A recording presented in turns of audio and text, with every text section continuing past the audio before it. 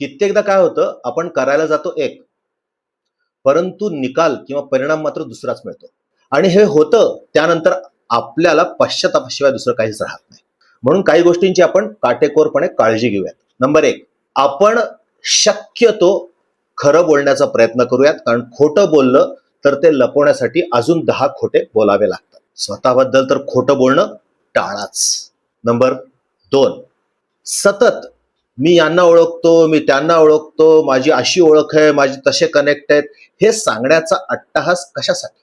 हा अट्टहास जर का टाळलात तर कदाचित जेव्हा एखाद्याला काम असेल तेव्हा ते न सांगता करून दिलं तर तुमची महानता जास्त सिद्ध होणार नाही का? त्यामुळे करायला गेलो एक, हे टाळायचं असेल तर स्वतःच्या कनेक्टचा बोभाटा करणं आजपासून जरा कमी करूयात.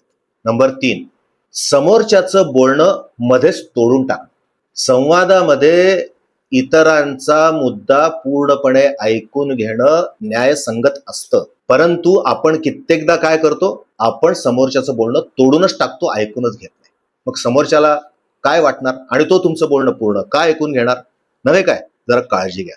कित्येक महिलांच्या गप्पा टप्पांमध्ये हा मुद्दा मी जसा निरीक्षणात आणला तसाच पुरुषांच्या देखील गप्पांमध्ये हा मुद्दा माझ्या निरीक्षणात आजकाल जास्त यायला लागलाय.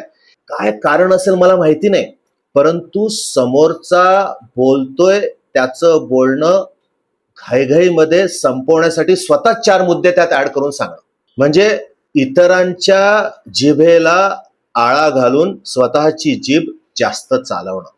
बघा, याच्याने काही फार चांगलं इम्प्रेशन पडतं अशातला भाग नाही. समोरच्याला थट्टेमध्ये उडवून टाकणं, या काही गोष्टी जर का टाळल्या तर निश्चितपणे तुम्हाला जे साधायचंय, तुम्हाला जे करायचंय, तुम्हाला जी फळं हवी आहेत, तुम्हाला जे चांगले परिणाम हवेत आणि इतरांच्या मनात आपली प्रतिमा चांगली राहावी असं वाटतंय, ते निश्चितपणे मिळणार.